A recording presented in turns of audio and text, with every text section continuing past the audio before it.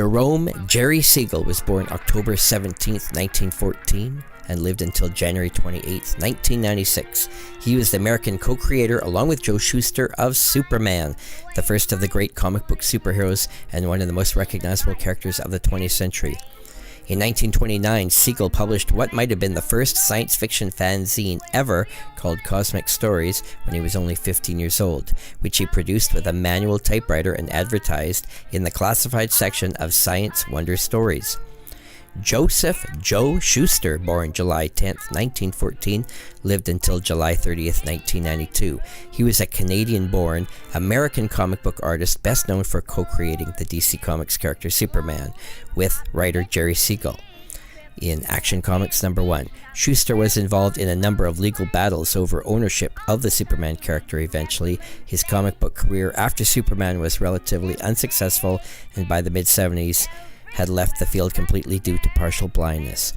The writer-artist team of Siegel and Shuster broke into comics with Major Malcolm Wheeler Nicholson's landmark New Fun Comics title, debuting with the musketeer swashbuckler Henry Duval and the supernatural crime fighter strip Dr. Occult in issue number 6.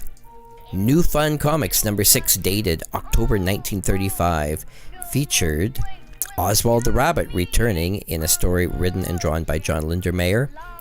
This historic issue featured the first published works of Jerry Siegel and Joe Shuster in their story Dr. Occult, which featured the new characters Dr. Occult, Lois Amster, Sander Amster, Rose Psychic, and the Vampire.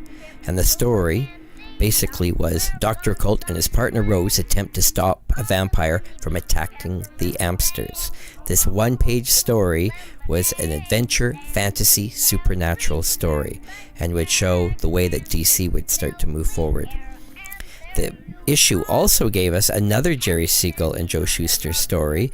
This time it was a Henry Duval one-page story, and featured his first appearance in a DC comic. And the storyline was Henry Duval saves the king from a band of highwaymen. This would be the start of the booming business that would land up into DC and eventually get Superman published and change the face of comic history. New Fun Comics number 6 also features a one-page story of Little Linda, written and drawn by Vincent Sullivan. Vincent Sullivan also gives us a one-page Spike Spaulding adventure story, and Vincent Sullivan also gives us a one-page humor story called Charlie Fitch, which he wrote and drew. Ken Fitch wrote several text pieces for New Fun Comics, as well as writing the science fiction strips in the title of Don Drake and 2023 Super Police. He was a prolific contributor to many Golden Age companies, ranging from Chesler and Centaur to Fawcett and Hollyoak. Burt Whitman contributed Judge Perkins under the name Burt. He had a small comic shop in the early 1940s, which produced Whirlwind Comics, Crash Comics, and early issues of Green Hornet Comics. Whitney Ellsworth contributed Little Linda, starting with the second issue. He became a key editor for the early DC titles. Leo O'Melia took over the art chores as of issue number 4 on Barry O'Neill, which was an adventure strip set in the Far East. His towering draftsmanship made the strip a standout. Although overshadowed by the famous Superman, his early Action Comics covers are highly sought after and some of the most valuable and historically important comics ever made. Henry Kiefer drew Wing Brady. Kiefer produced material for many Golden Age companies through his association with the Chesler Shop and Iger Shop. He drew many esoteric features such as Dr. Nereid for Green Giant Comics, Liberty Lads for Champion Comics, and mainstream stories for Classics Illustrated. Jack Warren, who drew the humorous Western strip Loco Luke, continued in this vein by drawing a variety of humor and humorous Western strips for novelty publications, Hillman, and others. Gerber and Overstreet both call this next book very rare. Comic Book Marketplace listed it among the 50 rarest Golden Age comics ever, and DC completists Gary Carter and Ian Levine both dubbed it one of the rarest comics ever. The book is Big Book of Fun Comics with a cover date of October 1935. This giant is the very first comic book annual, and the only thing that kept it off Overstreet's list of the most valuable comics of all time is that no near mint value is listed in the Overstreet Guide. This is a large comic, 10 8.25 by 15 inches, with blank inside covers and no indicia. It has 48 pages with 32 pages in color and the rest in black and white. There's an ad in it for New Fun number 6, also dated October 1935, one of the first comic books ever published, and came out at a time when DC had only one series, New Fun, which was now publishing its last issue under that title. This comic giant contained 47 different story reprints from previous issues of New Fun number 1 through number 4. Jack Woods and Don Drake are the main characters featured with multiple stories. Major Malcolm Wheeler Nicholson decided to publish a new title at the end of the year.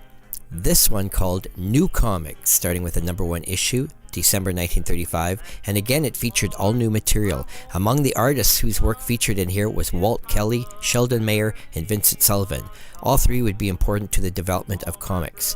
The title would go through many name changes, turning into New Adventure Comics with issue 12, then to simply Adventure Comics with issue 32.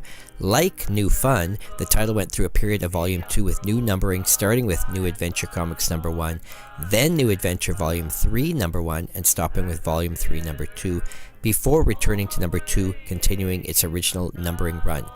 This title, with the help of many superheroes features, would last until 1983, ending with issue 503. This is the first issue of DC Comics' second series. The title ran 11 issues as New Comics before turning into the new title. It's got a cover by Vin Sullivan with interior art by early DC aces Sheldon Mayer and Whitney Ellsworth, as well as Walt Kelly. Walter Crawford Kelly Jr., born August 25, 1913, lived until October 18, 1973. Commonly known as Walt Kelly, was an American animator and cartoonist best known for the comic strip Pogo. He began his animation career in 1936 at Walt Disney Studios, contributing to Pinocchio, Fantasia, and Dumbo. At that time, he did some work for DC Comics in 1935 and 36. In 1941, Kelly transferred at the age of 28 to work at Dell Comics, where he created Pogo, which eventually became his platform for political and philosophical commentary.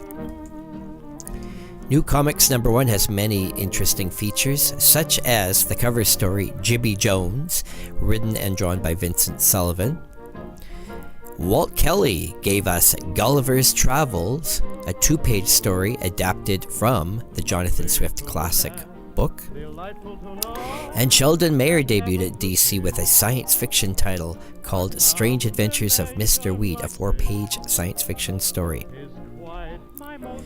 Sheldon Mayer, born April 1st, 1917, lived until December 21st, 1991, an American comic book writer, artist, and editor, one of the earliest employees of Major Malcolm Wheeler Nicholson's National Allied Publications.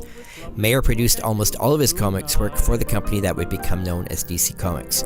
He is among those credited with rescuing the unsold Superman comic strip from the rejection pile. Between 1936 and 38, Mayer worked for Dell Comics, producing illustrations, house advertisements, and covers for titles including Popular Comics, The Comics, and The Funnies. Also in 1936, he joined the McClure Syndicate as an editor working for comics industry pioneer MC Gaines. While working for the McClure Syndicate, Mayer came across Jerry Siegel and Joe Shuster's unsold Superman comic strip, which he immediately fell in love with. He recalled in a 1985 interview, "The syndicated press rejected it about 15 times, but I was singing its praises so much that in 1938, Gaines finally took the strip up to Harry Donenfeld, who was looking for original material to run in his new title, Action Comics."